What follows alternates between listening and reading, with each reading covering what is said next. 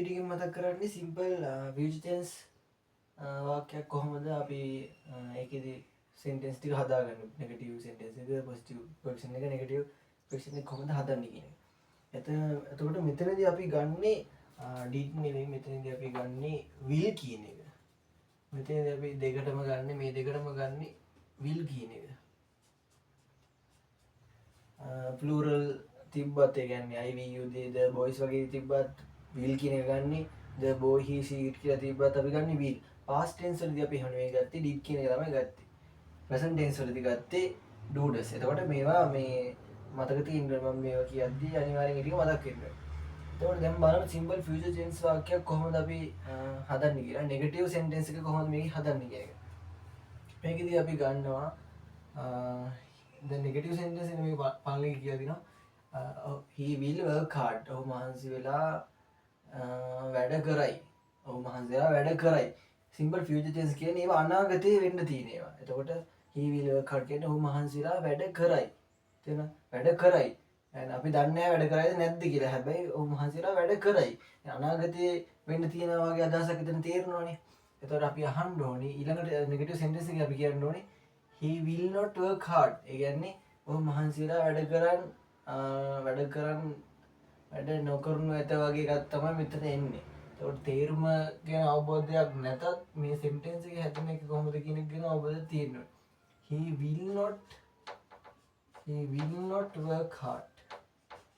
අන්න ඒක තේරුණා නම් තේරුම ගැන එහෙම අකුව ඉලියක් නැතත් ඒක Google Translate කරලා හරි බලන්න පුළුවන්. he will not work hard. එතකොට he will not work not කියන එක දාව ගමන් නෑ කියනවාද? ඔව් මහන්සිලා ඔව් අනාගතේ මහන්සිලා වැඩ කරන්නේ නෑ වගේ ගන්න මෙතන කියන්නේ අනාගතේ වෙන්න තියෙන දේ මේක ගොඩක් කියලා මෙතන අනාගතේ කියලා future කියලා දාන්නේ නෑ මෙතන. ඒවට අර අපි මාතෘකාව දෙන future tense නේද? ඔය අනාගතේ වෙන්න තියෙන දේ යන්නේ. ඒතර ඔව් මහන්සිලා වැඩ කරන්නේ නැති වී වගේ ගත්තාම මෙතන දෙවෙනිකින් කියවෙන්නේ. ඊට තුන්වෙනිකේ අර කලින් වගේම තමයි අනිවාර්යයෙන්ම අපි අර මෙතන did එක තිබ්බා වගේම ඉස්සරහට did එක අපි ඉස්සරහට ගන්න.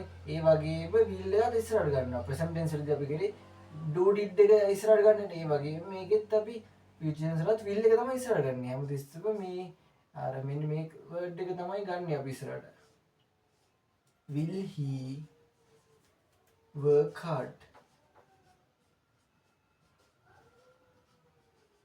तो මෙහෙම තමයි පස්සේ හැදෙන්නේ. එතකොට ඒකේ තේරුම ඇවිල්ලා ඔහු මහන්සිලා වැඩ කරයිද කියන වගේ මීනින්ග් එකක් තමයි ඒකේ තියෙන්නේ. ඊළඟට negative question එක හදන්න. ඒකේ එන්න ඕනේ will not he work hard. අර කලින් ඒවා තේරුණා නම් ඒ කියන්නේ simple present tense වලදී simple past tense වලදී මම කියා දුන්නේ මේ pattern එකටම තමයි. මේ විදිහටම යන්නේ. ඒකට ඒ විදිහම තමයි. අරගේ did not he work hard he work hard වගේම මෙතනත් will not he work hard කියලා වගේ තමයි හැදෙන්නේ. එතකොට මේකේ idea එක තේරුම් ගන්න ඕනේ. will not එක නෑ කියන අදහස නේ. කියන්නේ ඔහු අනාගතේ يعني ඔහු මහන්සිලා වැඩ කරන්නේ නැති වෙයිද? මහන්සිලා වැඩ කරන්නේ නැති වෙයිද වගේ එකක් තමයි මෙතනදී අදහසක් එන්නේ. එතකොට ඒක හැදෙන විදිහ අනිවාර්යෙන්ම මතක තියාගන්න. will not කියලා තමයි එහෙම හැදෙන්නේ. ඊළඟ බලන්න they will play cricket. ඔවුන් ක්‍රිකට් සෙල්ලම් කරයි. අනාගතේ කරන්න පුළුවන් දෙයක් කියන්නේ. ක්‍රිකට් සෙල්ලම් කරයි. එතකොට ඒකේ ප්‍රශ්නේ නෙවෙයි negative sentence එක හැදෙන්නේ they will not play cricket. ඔවුන් ක්‍රිකට් සෙල්ලම් කරන්නේ නැති වෙයි.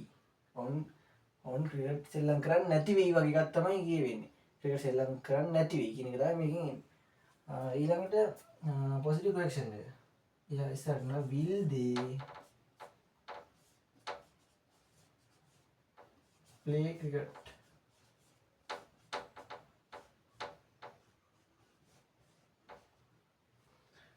question mark එක මෙතන එන්න ඕනේ. ඔවුන් ක්‍රිකට් සෙල්ලම් කරයිද? ඔවුන් ක්‍රිකට් සෙල්ලම් කරයිද? ඒ කියන්නේ ඒකෙන් කියවෙන්නේ අනාගතේ කරයිද කරන්න හෝ නැති වෙන්න පුළුවන්. කරයිද වගේ එකක් තමයි අහන්නේ. ඊළඟ negative question එක will not